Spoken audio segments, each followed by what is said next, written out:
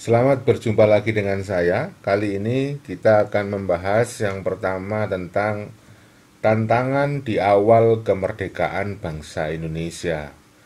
Jadi bangsa Indonesia yang baru merdeka pada tahun 1945,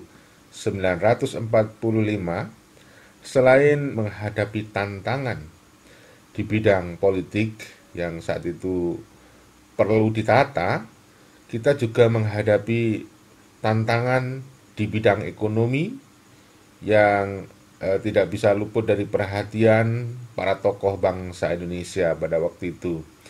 Namun penyelesaiannya tidak mudah karena bangsa Indonesia dihadapkan pada hal yang cukup rumit ya, yaitu mengenai masih adanya campur tangan dari bangsa kolonial. Adapun kendala yang dihadapi oleh bangsa Indonesia dari aspek ekonomi saat itu adalah menentukan mata uang yang diberlakukan. Karena waktu itu ada blokade yang dilakukan oleh Nika atau Belanda terhadap ekspor Republik Indonesia dan masalah rendahnya penghasilan rakyat sehingga tingkat kemiskinan sangat tinggi. Untuk menentukan mata uang yang beredar di Indonesia pada awal kemerdekaan, pemerintah terpaksa memberlakukan 3 jenis mata uang, yaitu mata uang De Javise Bank, uang pemerintah Hindia Belanda, dan mata uang Jepang. Bahkan setelah Nika datang ke Indonesia, juga memberlakukan mata uang Nika. Hal ini dilakukan karena pemerintah Indonesia belum memiliki mata uang sendiri.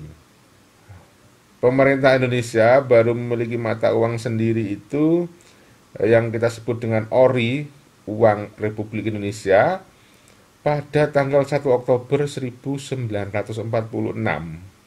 Setelah keluar uang Republik Indonesia atau ORI, pemerintah Republik Indonesia menyatakan bahwa uang Nika menjadi tidak berlaku atau uang Nica ya, menjadi tidak berlaku. Kondisi perekonomian semakin parah karena adanya blokade laut yang dilakukan oleh Nika atau Belanda sejak November 1945. Padahal kas pemerintah Republik Indonesia bisa dikatakan kosong. Nika atau Belanda berharap dengan keadaan yang demikian, rakyat menjadi tidak percaya kepada pemerintahnya, yaitu Republik Indonesia yang dibentuk itu, dan akan hancur begitu harapannya Nika. Bila demikian yang terjadi, Nika atau Belanda akan dengan mudah menguasai Republik Indonesia. Bagaimana dengan kehidupan sosial budaya bangsa Indonesia setelah kemerdekaan? Diskriminasi rasial dihapuskan dan semua penduduk Indonesia memiliki hak yang sama, kewajiban yang sama di semua bidang. Pemerintah juga mulai memperhatikan pendidikan anak bangsa. Pendidikan menjadi hak semua warga negara Indonesia. Nah, itu sebabnya untuk mengurusi masalah pendidikan yang penting bagi suatu bangsa, maka dibentuklah Kementerian Pengajaran. Sementara itu, perkembangan politik dan keamanan di ibu kota Jakarta semakin tidak menguntungkan para pemimpin bangsa. Hal ini terjadi sejak kedatangan Nika atau Belanda. Itu sebabnya pada tanggal 4 Januari 1946 ya, ibu kota Republik Indonesia dipindahkan ke Yogyakarta. Nika atau Netherlands Indies Civil Administration atau pemerintahan sivil Belanda, langsung kita sebut Belanda, itu ternyata memang sejak awal kepingin kembali menguasai Indonesia, khususnya Sumatera. Ini rencananya sudah dimatangkan sejak bulan April 1944 ya. Untuk itu Belanda mengadakan perundingan dengan Inggris yang menghasilkan Civil Affair Agreement. Inggris diberi kuasa oleh sekutu menduduki kembali Indonesia, khususnya Pulau Sumatera. Menindaklanjuti perintah itu, Inggris membentuk yang disebut dengan Southeast Asia Command atau SEAC, SEAC, di bawah pimpinan Laksamana Lord Louis Mountbatten yang bermarkas di Singapura.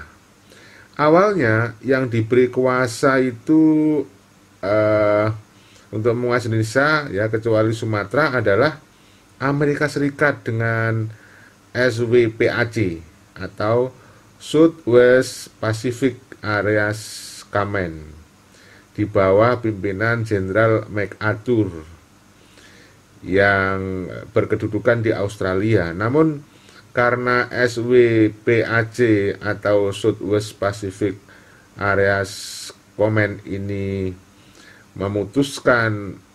memusatkan perhatian untuk menguasai Jepang, maka tanggung jawab penguasaan Indonesia secara keseluruhan diserahkan pada SEAC atau Southeast Asia Command yang dibentuk Inggris tersebut.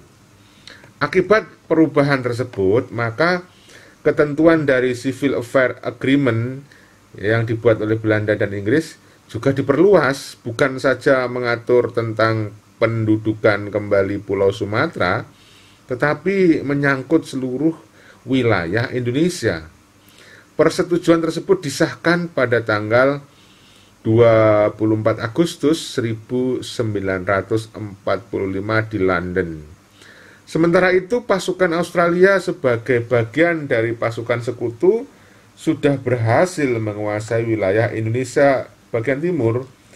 Hal ini menggelisahkan Belanda ya, karena Inggris tidak segera bertindak menguasai Indonesia. Akhirnya Inggris atau Panglima SEAC pada tanggal 6 September 1945 membentuk Allied Force for Netherlands East Indies yang disebut dengan atau yang sering disingkat AFNEI atau AFNEI dengan panglimanya Letnan Jenderal Sir Philip Christison. Untuk menguasai Indonesia, AFNEI ini berkekuatan 3 divisi India, yaitu Divisi India ke-23 dipimpin oleh Maijen Hawthorne bertugas di Jawa Barat. Divisi India ke-5 dipimpin oleh Maijen E.E.C. Mansert bertugas di Jawa Timur, dan Divisi India ke-26 dipimpin oleh Maijen H.M. Chambers bertugas di Sumatera. Tugas AFNEI adalah memulihkan dan membebaskan APWI atau Allied Prisoner and War Interns, menerima penyerahan kekuatan atau kekuasaan, melucuti dan mengembalikan tentara Jepang ke negeri asalnya atau ke Jepang, lalu menjaga serta memulihkan keamanan serta ketertiban umum, sehingga pemerintahan sipil bisa berfungsi kembali, mencari keterangan tentang penjahat perang untuk diadili. Jadi seperti itu tugas dari AFNEI sesungguhnya. Pendaratan tentara sekutu di Indonesia atau AFNEI ini pertama dipimpin oleh Laksamana Muda Patterson Wakil Mountbatten dengan kapal Cumberland yang merapat di Tanjung Priok, Jakarta pada tanggal 16 September 1945. Bersama Patterson ikut pula Van der Plas yang mewakili Haji Van Mook atau pemimpin dari Netherlands Indies Civil Administration atau yang mewakili Belanda atau pemerintahan sipil Belanda untuk mempersiapkan kembalinya pemerintahan Hindia Belanda di Indonesia. Kemudian pada tanggal 29 September 1945, pasukan AFNI ini yang dipimpin oleh Letnan Jenderal Sir Philip Christensen masuk ke Indonesia. Nah, itulah kemudian bangsa Indonesia harus berjuang untuk mempertahankan kemerdekaan yang sudah diproklamirkan pada tanggal 17 Agustus 1945. Jadi kalau sebelum kemerdekaan disebut dengan perjuangan merebut kemerdekaan, nah setelah kemerdekaan, setelah proklamasi, perjuangannya sering disebut dengan perjuangan mempertahankan kemerdekaan.